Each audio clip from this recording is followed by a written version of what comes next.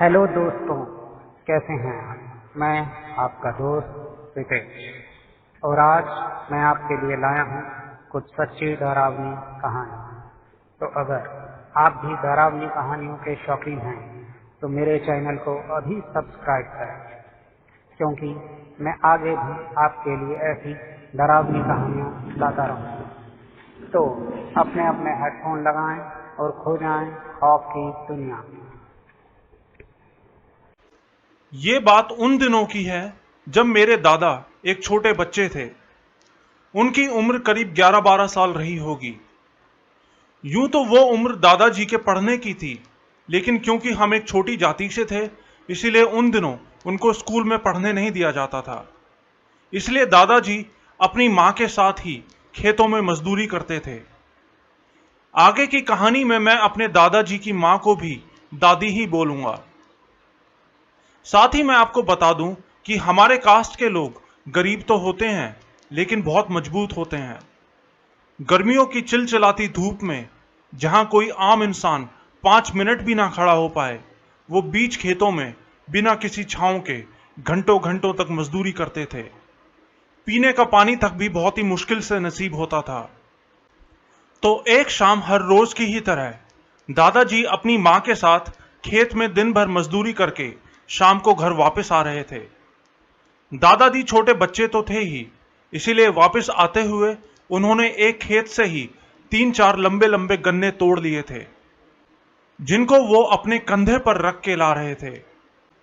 खेत घर से कई कई किलोमीटर दूर हुआ करते थे और वहां से पैदल ही घर तक आना होता था।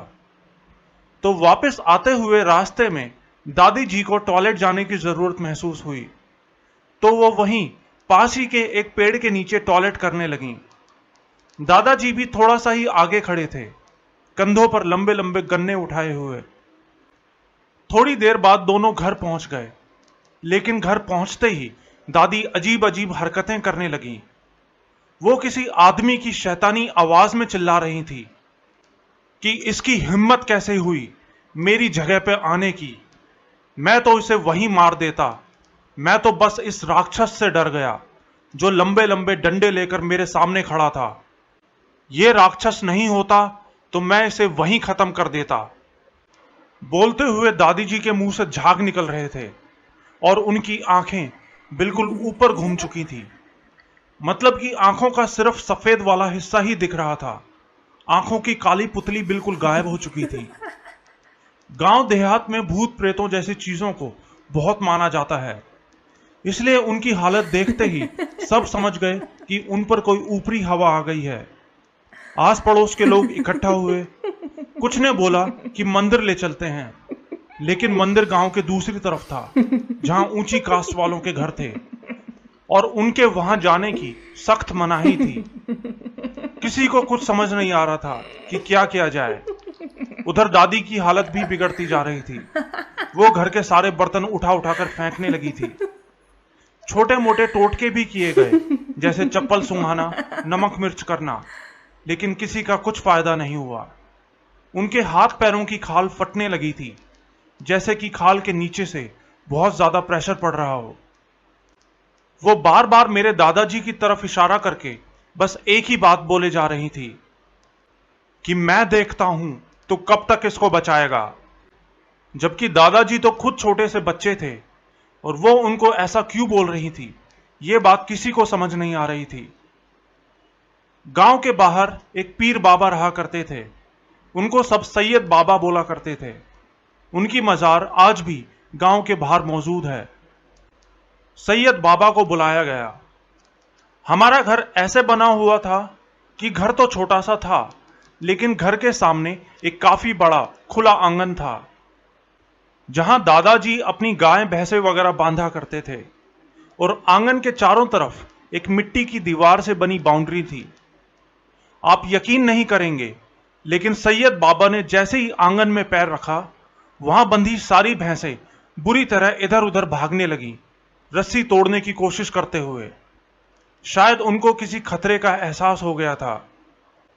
बाबा को देखते ही दादी चारपाई से एकदम से खड़ी हो गई और बाबा पर चिल्लाती हुई बोली, तू बचाएगा इसे, तू बाबा ने उसी वक्त अपने कुर्ते की जेब में से कुछ राख निकाली और अपनी हथेली पे रख के दादी की तरफ फूंक मारी। वो फूंक मारते ही दादी वहीं निढाल होकर गिर गईं। उनको चारपाई पर लिटाया गया। बाबा ने पूछा कि ये कहां गई थी, तो दादाजी ने उनको सारी बात बताई। सबने सोचा कि अब सब ठीक हो गया है, बाबा ने सब ठीक कर दिया। लेकिन तभी बाबा ने बताया कि उन पर कोई आत्मा नहीं, बल्कि एक बहुत ही ताकतवर जिन आया है, जो उस पेड़ पर रहा करता था जिस पेड़ के नीचे उन्होंने टॉयलेट किया था, और ये जिन बहुत ही ताकतवर है। बाबा ने बताया कि अभी के लिए तो वो चला गया है, लेकिन वो इसको जान से मारे बिना छोड़ेगा नहीं। लेकिन सैयद बाबा भी इस बात से हैरान थे कि वो मेरे दादाजी से कैसे डर गया। उन्होंने दादाजी को बताया कि जरूर तेरे ऊपर ऊपर वाले का हाथ है, नहीं तो इतना ताकतवर जिन किसी से नहीं डर सकता, यहां तक कि मुझसे भी नहीं। फिर सब बाबा से पूछने लगे कि अब क्या होगा, उनकी जान कैसे बचा सकते हैं। लेकिन इससे पहले कि बाबा कुछ बताते, उनके शरीर में जलन होने लगी, जैसे कि वो आग के सामने बैठे हों। बाबा ने कहा कि मुझे अब यहां से जाना होगा, तुम कल मेरे पास आना, मैं तुम्हें एक उपाय बताऊंगा इसकी जान बचाने का। अगले दिन सुबह सुबह 4-5 आदमी बाबा के पास गए। दादाजी भी साथ थे। दादी पूरी रात जानवरों की तरह गुर्राती रही थी। आस पड़ोस का कोई भी आदमी पूरी रात नहीं सोया था।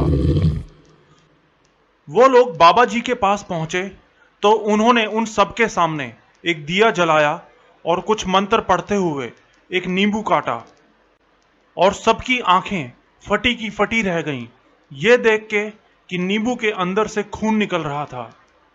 वो देखकर बाबा कुछ परेशान हो गए। उन्होंने बताया कि इस जिन को मारा तो नहीं जा सकता, बस इसके गुस्से को शांत किया जा सकता है, और वो भी दादाजी के अलावा और कोई नहीं कर सकता। उन्होंने बताया कि इस जिन को दादी से निकालने का सिर्फ एक ही तरीका है, वो है कि अमावस वाली रात आधी रात में शमशान में जाकर किसी जली हुई लाश की राख में से कुछ हड्डियां और राख उठाकर लानी है, और घर आकर उनको पीसना है, और उनको पीसकर उसकी भभूत दादी जी को चटानी है। लेकिन बाबा जी ने बोला कि शमशान से वापस आते हुए चाहे कुछ भी हो जाए, चाहे कोई भी आवाज दे, पीछे मुड़कर नहीं देखना, और ऐसा 11 अमावस तक करना है। दादाजी के पिता रेलवे लाइन पर पत्थर तोड़ने का काम किया करते थे और अक्सर बाहर ही रहते थे, और घर में दादाजी के अलावा और कोई आदमी नहीं था जो ऐसा कर सके। जैसा कि मैंने बताया, तब दादाजी की उम्र सिर्फ 12 साल थी, और इतनी छोटी उम्र में ऐसा काम करने की हिम्मत जुटा पाना बहुत मुश्किल था। लेकिन दादाजी तैयार हो गए। गांव में छोटी कास्ट वालों के घर गांव के बाहर की तरफ हुआ करते थे, इसीलिए हमारा घर भी गांव के बाहर की तरफ था, और घर के ठीक पीछे ही एक शमशान था।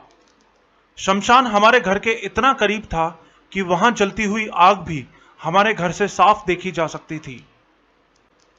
दादाजी बताते थे कि जब पहली बार वो रात में शमशान में गए तो उनको थोड़ा डर जरूर लगा था, और उन्होंने आस पड़ोस के 1-2 और लोगों से भी उनके साथ चलने को कहा था, लेकिन कोई तैयार नहीं हुआ।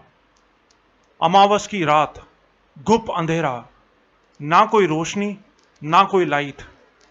रात के अंधेरे में राख में से हड्डियां निकालना बहुत मुश्किल काम होता था। कई बार किसी का क्रियाक्रम कुछ ही देर पहले किया गया होता तो उसकी जलती हुई आग की रोशनी से थोड़ा काम आसान हो जाता था। घर आकर वो राख और हड्डियों के टुकड़ों को पत्थर पर घिसते और अगले दिन उसकी भभूत बनाकर दादी को चटाते। दादाजी ने बताया कि जब वो तीसरी बार शमशान में गए थे तो उनको उनके पीछे से किसी ने उनका नाम देकर आवाज दी। दादाजी का नाम गोपी था, लेकिन दादाजी ने पलटकर नहीं देखा। लेकिन जब वो 5-6 बार शमशान जा चुके थे तो उनके दिल का डर भी बिल्कुल खत्म हो चुका था। दादाजी बताते कि जब इतना बड़ा जिन मुझसे डर गया तो मैं किसी से क्यों डरूं। और फिर शमशान से वापस आते हुए वो कई बार पीछे पलटकर भी देखते, लेकिन कोई नहीं दिखता था। धीरे धीरे दादी जी की हालत भी ठीक होने लगी। दादाजी ने 11 अमावस रात पूरी करी। दादी भी बिल्कुल ठीक हो चुकी थी, लेकिन वो बहुत कमजोर हो गई थी, खेत में नहीं जा पाती थी। इसीलिए दादाजी अकेले ही खेत में जाकर मजदूरी करते थे। इसके बाद भी कई बार कुछ बहुत अजीब अजीब हुआ है। मैं अब चर्च जाया करता हूं और मेरे दादाजी के बाद मेरे और मेरे पापा के साथ भी कई बार बहुत अजीब अजीब चीजें पेश आई हैं, लेकिन कोई अनजान ताकत हमेशा हमें बचा लेती है। दोस्तों, आपको हमारी ये कहानी कैसी लगी, कृपया कमेंट्स बॉक्स में ज़रूर बताएं। और अगर आप भी हमें अपनी कोई कहानी भेजना चाहते हैं तो डिस्क्रिप्शन बॉक्स में हमारा व्हाट्सएप और टेलीग्राम का लिंक है, जिस पर आप हमें अपनी कहानी भेज सकते हैं। हम उसे अपने शो में ज़रूर शामिल करेंगे। तो जल्द ही आपसे फिर मुलाकात होगी। तब तक के लिए गुड बाय।